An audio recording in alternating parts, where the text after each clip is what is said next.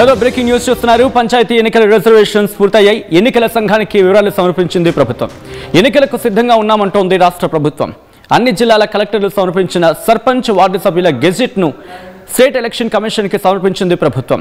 పాత రిజర్వేషన్స్ ప్రకారమే ఎన్నికలకు వెళ్ళబోతోంది. బీసీ, ఎస్సీ, ఎస్టీలకు సంబంధించిన రిజర్వేషన్స్తో పాటు లాటరీ విధానంలో మహిళా రిజర్వేషన్ల ప్రక్రియ మంగళవారం పంచాయతీ ఎన్నికలకు సంబంధించి పిటిషన్పై హైకోర్టు విచారణ జరగబోతుంది. ఇన్ఫాక్ట్ లాటరీ విధానంలో మహిళా రిజర్వేషన్ ప్రక్రియ కూడా ఉండబోతోంది. మంగళవారం పంచాయతీ ఎన్నికలకు సంబంధించిన పిటిషన్పై హైకోర్టులో విచారణ ఉంది. విచారణ తర్వాత నోటిఫికేషన్ జారీ చేయబోతోంది స్టేట్ ఎలక్షన్ కమిషన్. రాష్ట్ర వ్యాప్తంగా 12,733 పంచాయతీలు, 1,12,288 వార్డులు 3 విడతలుగా ఎన్నికలు జరగబోతున్నాయి. దీనికి సంబంధించి డీటెయిల్గా మాట్లాడుకునే ప్రయత్నం చేద్దాం. అంతకన్నా ముందు ఇదే అంశం మీద ముఖ్యమంత్రి రేవంత్ రెడ్డి రియాక్ట్ అయ్యారు. ఒకసారి ఆయన ఏమంటారో చూద్దాం. నుంచి మా మిత్రులకు ప్రతి గ్రామంలో మంచోళ్ళని సర్పంచులుగా ఎన్నుకోండి. మన నియోజకవర్గాన్ని అభివృద్ధి చేసుకుందాం. అభివృద్ధిని అడ్డుకునేటోళ్ళని సర్పంచులను చేయకండి.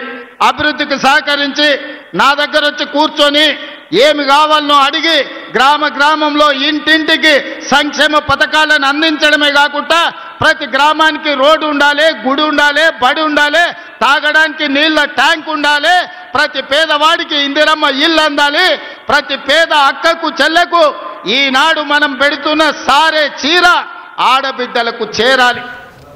ఈ వేదిక మీద నుంచి మా మిత్రులకు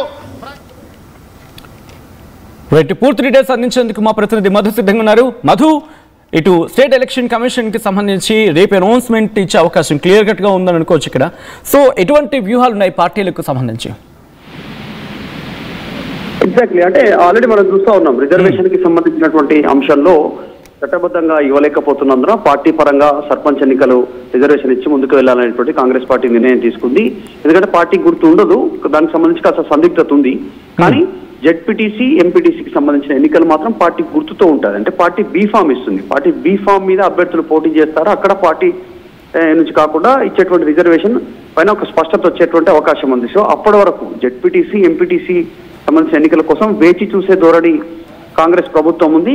ప్రస్తుతానికి మాత్రం కేంద్రం ఇచ్చేటువంటి గ్రాంట్స్, గ్రామ అభివృద్ధి కోసం ఇచ్చేటువంటి 3,000 కోట్ల నిధులకు సంబంధించినటువంటి విషయంలో ల్యాప్స్ అయ్యే అవకాశం ఉంది. ఆ నిధుల వినియోగానికి సర్పంచ్ ఎన్నికలు నిర్వహించాలి అనేటువంటిది నిర్ణయం తీసుకోవడం జరిగింది. ఈ రోజు యాక్చువల్ గా హైకోర్టులో విచారణ ఉండే. చీఫ్ జస్టిస్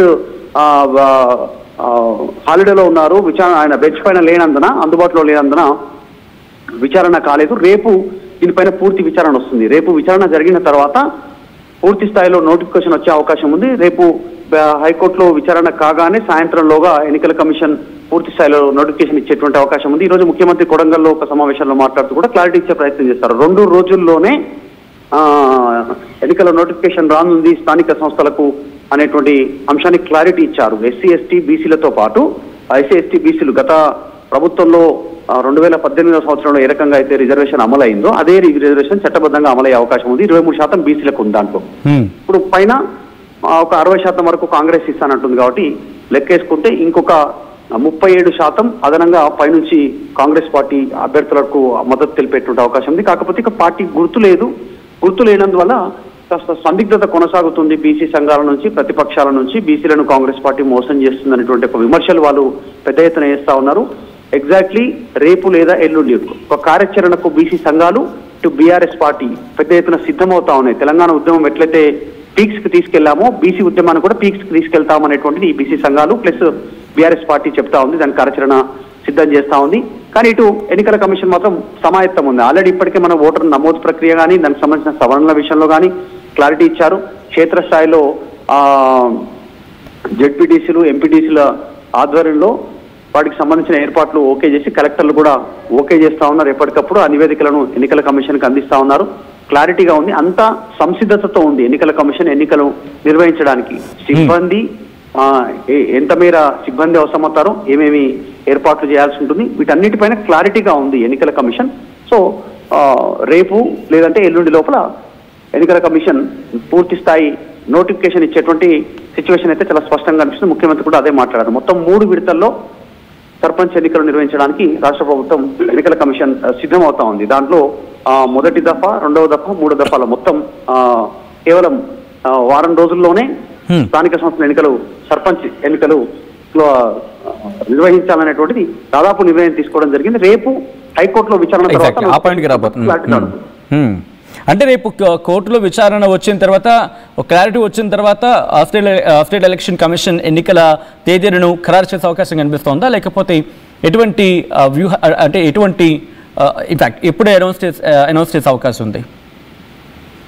ఎగ్జాక్ట్లీ, అంటే రేపు మధ్యాహ్నం లోపలనే విచారణకు వచ్చేటువంటి అవకాశం ఉంది. విచారణకు వచ్చిందే తడవుగా దీనిపైన ఒక క్లారిటీ రానుంది తెలంగాణ హైకోర్టులో సంబంధించి. దాంతోపాటు రేపు కేబినెట్ సమావేశం కూడా ఉంది.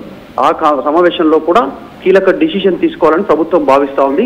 సో ఈ రోజు యాక్చువల్ గా హైకోర్టుకు సంబంధించినటువంటి విచారణ వాయిదా పడడంతో చీఫ్ జస్టిస్ అందుబాటులో లేకపోవడంతో రేపటికి విచారణ జరగబోతోంది. కాబట్టి రేపు కోర్టు తీర్పు వచ్చిన తర్వాత దానికి సంబంధించినటువంటి ప్రతిలో ఏముంది, కోర్టు ఏం మెన్షన్ చేస్తుంది, రేపు స్థానిక సంస్థల ఎన్నికలకు సంబంధించినటువంటి తెలుసుకున్న తర్వాత కేబినెట్ లో చర్చించే అవకాశం ఉంది. కాకపోతే అది బై డాక్యుమెంట్, ఆ డాక్యుమెంట్ గవర్నమెంట్ చేతికి వచ్చిన తర్వాత దాని మీద చర్చించే అవకాశం ఉంది. గతంలో మనం చూసాం సెప్టెంబర్ 30 లోపలనే ఎన్నికలు నిర్వహించాలనేటువంటిది హైకోర్టు రాష్ట్ర ప్రభుత్వానికి హుకుం జారీ చేసింది.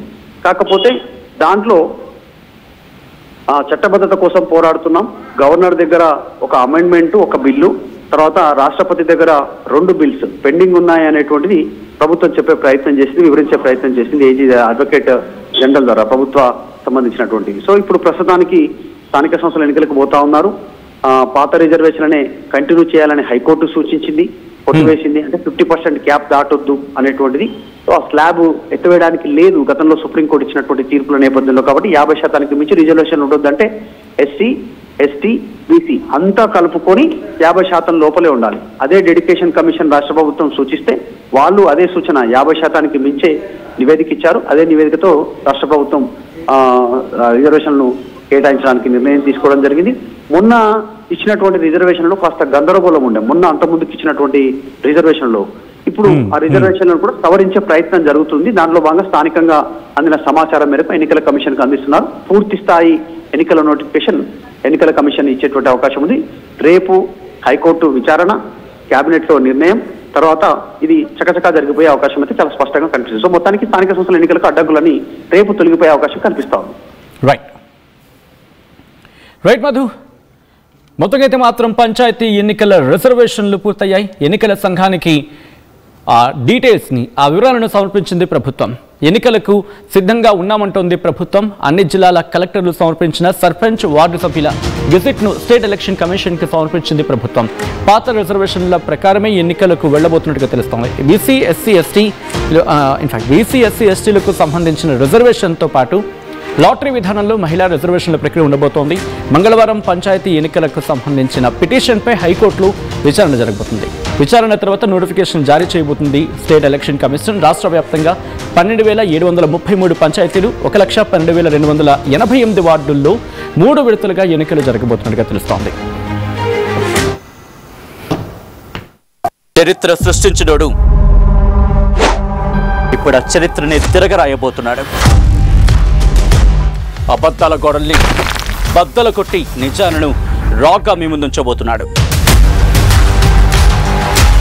నిజమైన వార్తల కోసం వెంటనే డౌన్లోడ్ చేసుకోండి